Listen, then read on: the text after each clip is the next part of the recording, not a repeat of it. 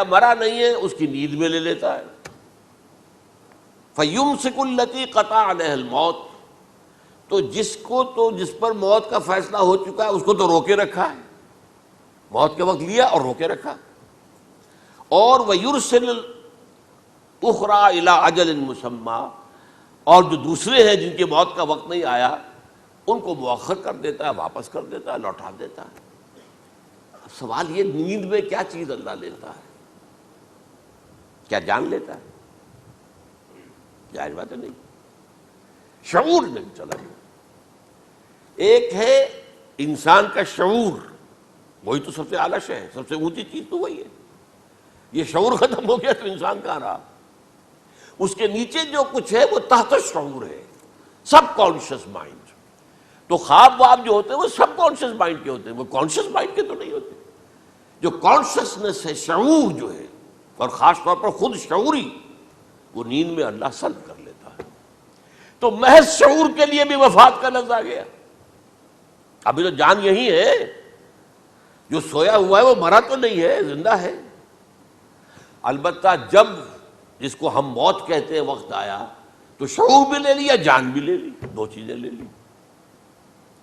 حضرت عیسیٰ پر پورا اطلاق ہوا، مجسم عیسیٰ کو لے لیا، شعور بھی لے لیا، جان بھی لے لی اور بدن بھی لے لیا۔ تو گویا کہ لفظ توفا کا کامل اطلاق تو صرف عیسیٰ پر ہو رہا ہے۔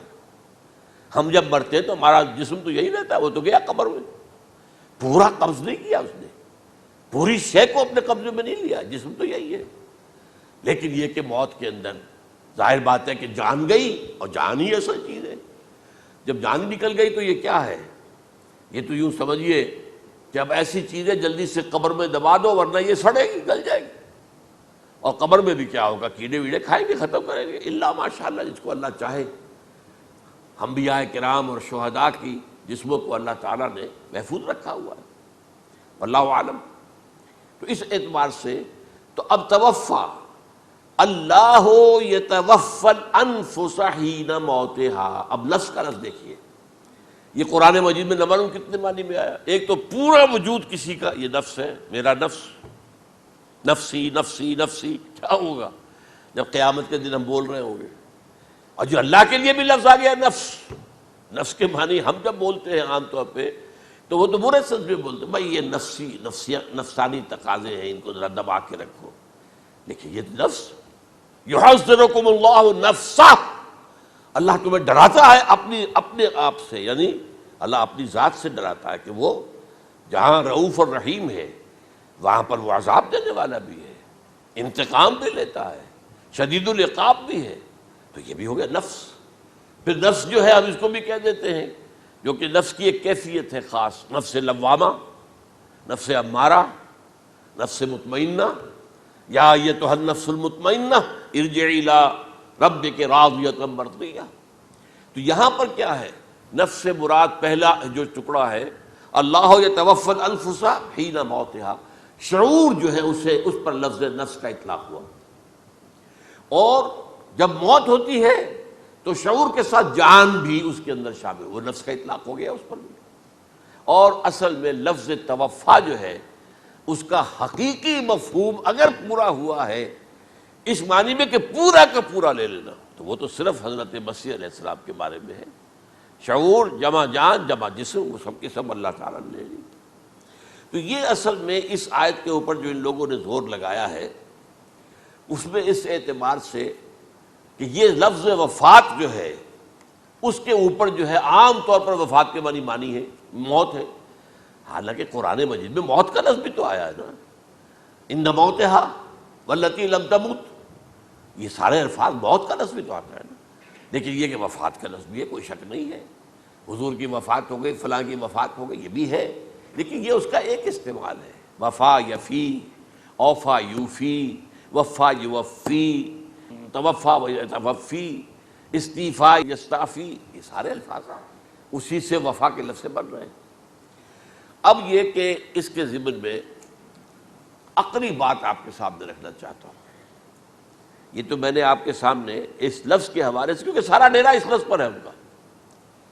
دیکھیے پہلی بات عقلی طور پر یہ ہے جو قرآن سے ثابت ہے، رسول کبھی قتل نہیں ہو سکتا۔ اور رسول کبھی مغلوب نہیں ہو سکتا. اس میں فرق ہے نبی اور رسول کا. نبی قتل ہو سکتا ہے، رسول قتل نہیں ہو سکتا. اب یہ علیحدہ بحث ہے، نبی کون ہوتا ہے، رسول کون ہوتا ہے. اس میں جو اجماع ہے تمام امت کا وہ کیا ہے کہ رسول خاص ہے، نبی عام ہے. نبی بہت آئے ہیں، 1.25 لاکھ آئے ہیں بعض روایات کی روح سے. رسول بہت تھوڑے، 313 آئے ہیں. قرآن مجید میں یوں سمجھیے کہ 20 کے قریب تو انبیاء کا ذکر ہے، اور 5-7 ہیں جو رسول ہیں. حضرت نوح رسول ہیں، آدم تو رسول نہیں تھے، نبی تو تھے. حضرت شیس رسول تو نہیں تھے، نبی تو تھے. حضرت ادریس رسول تو نہیں تھے، نبی تو تھے. نبی تو رسول جو ہے پہلے وہ تو حضرت نوح ہے. تو اس طریقے حضرت جو ہود ہیں، پھر حضرت صالح ہے. اس حوالے سے نبی اور رسول کے فرق کو سمجھیے. تو قرآن کہتا ہے کتب اللہ لاغلبن انا ورسلی، اللہ نے طے کر دیا ہے، لکھ دیا ہے، میں اور میرے رسول غالب آ کر رہیں گے. رسول مغلوب نہیں ہو سکتا. نمبر 2، وَلَقَدْ سَبَقَتْ كَلِمَتُنَا لِعِبَادِنَا الْمُرْسَلِينَ أَنَّهُمْ هُمُ الْمَنْصُورُونَ وَأَنَّ جُنْدَنَا لَهُمُ الْغَالِبُونَ. یہ بات ہمارے طرف سے طے کی جا چکی ہے، پہلے سے طے ہو چکی ہے، پہلے سے معین قانون ہے اپنے ان رسولوں کے بارے میں جنہیں ہم نے بھیجا. رسولوں کے، نبیوں کے بارے میں نہیں، کہ وہی منصور ہوں گے، ان کی مدد کی جائے گی لا محالہ. اور ہمارا جو لشکر ہوگا، یعنی رسول کے ساتھ جو لوگ ہوں گے وہ اللہ کا لشکر ہے، وہ حزب اللہ ہے. وَأَنَّ جُنْدَنَا لَهُمُ الْغَالِبُونَ، لازماً وہ غالب ہو کر رہیں گے. یہ 2 چیزیں جو ہے قرآن مجید کے اندر، یہ 2 آیات نص سے قطعی ہیں کہ رسول کبھی مغلوب نہیں ہو سکتا، رسول کبھی قتل نہیں ہو سکتا. اب عجیب بات دیکھیے سورہ آل عمران میں، کیونکہ حضرت عیسیٰ کے ساتھ حضرت یحییٰ بھی موجود ہے. حضرت یحییٰ حضرت مریم کے خالہ زاد بھائی تھے، حضرت زکریا کے بیٹے تھے. سورہ آل عمران اور سورہ مریم دونوں میں آپ دیکھتے ہیں کہ پہلے یحییٰ کا ذکر ہوتا ہے، پھر عیسیٰ کا ذکر ہوتا ہے. یہ ہم عصر بھی تھے، لیکن یہ کہ سینئر تھے حضرت یحییٰ. لیکن حضرت یحییٰ کی مدح قرآن کرتے کرتے آخری بات کیا کہتا ہے؟ نبیم من الصالحین. لفظ رسول نہیں آیا ان کے لیے.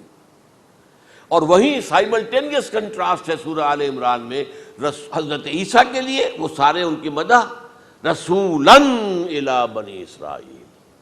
وہ رسول تھے اور وہ نبی تھے. نبی قتل ہو گئے، ایک آبرو باختہ لڑکی کی فرمائش پر قتل کر دیا. ایک ڈانسر، اس پر بادشاہ اس وقت جو تھا، وہ بادشاہ کیا تھا؟ وہ ایسے بادشاہ ہوتے تھے اس زمانے میں جیسے ہمارے ہاں بھاولپور کے جو ہے نواب ہے. بادشاہ تو انگریز تھا، حکومت تو اس کی تھی، لیکن ایک اٹانومی سی دے رکھی تھی. راجے جو ہیں، راجہ صاحب ہیں، مہاراجہ ہیں، یہ راجے مہاراجے اور نواب جو ہوتے تھے یہ ایک اٹانومی تھی. باقی یہ کہ اصل میں تو بادشاہ جو ہے تو انگریز کی تھی. تو اسی طرح کی ایک اٹانومی جو ہے حکومت وہاں اس وقت تھی اصل میں رومیوں کی. اس کا گورنر وہاں موجود تھا، پائلیٹس پونٹس. لیکن یہ کہ انہوں نے یہودیوں کو ایک مذہبی اٹانومی دے رکھی تھی. چنانچہ ہیڈرن ان کا ادارہ تھا، دارالقضاء، جہاں چوٹی کے ان کے فقہا اور لیڈر جو تھے، ربائی، وہ بیٹھتے تھے اور فیصلے کرتے تھے. کسی مذہبی معاملے میں جو فیصلہ وہ کر دیتے تھے، یہ ان میں معاہدہ تھا. وہ فیصلہ جو ہے وہ پھر ایگزیکیوٹ کیا جائے گا، وہ فیصلہ آخری ہوگا ان کا. وہ خود تو سزا نہیں دے سکتے، سزا تو گورنر دے گا. لیکن یہ کہ اگر ہیڈرن جو ہے ان کا جو وہ ہے ادارہ ٹاپ کا، وہ اگر سزا دے دے، سلا دے، تو گورنر کو وہ سزا دینی پڑے گی. یہ ان کا طے تھا معاملہ. تو اس نے حضرت مسیح علیہ السلام کو مرتد قرار دیا، جو ہیڈرن ان کا سب سے اونچا ادارہ تھا. اس اعتبار سے ان کو جو ہے، لیکن جیسا کہ میں بتا رہا تھا کہ حضرت عیسیٰ رسول تھے، وہ قتل نہیں ہو سکتے تھے، مغلوب نہیں ہو سکتے تھے. لیکن حضرت یحییٰ نبی تھے، ان کو وہی جو اس وقت کا جو یہودیوں میں سے جو بادشاہ تھا نام کا، جو ہیروڈ اینٹیپاس، یوں سمجھیے کہ اس نے کچھ بہت حرام کاری کی ہوئی تھی، شاید اپنے بھائی کی کسی بیوہ کو، وہ مجھے ایگزیکٹلی یاد نہیں ہے، بغیر اس کے کہ وہ عدت مدت پوری ہو پھر نکاح ہو، اسے اپنے گھر میں ڈالا ہوا تھا. اور اس کی جو لڑکی تھی اس کے اوپر بھی عشق آ گیا تھا، آپ کو دل آ گیا تھا، شادی بھی کرنا چاہتا تھا اس سے. اور اس کا ڈانس تھا، اس پر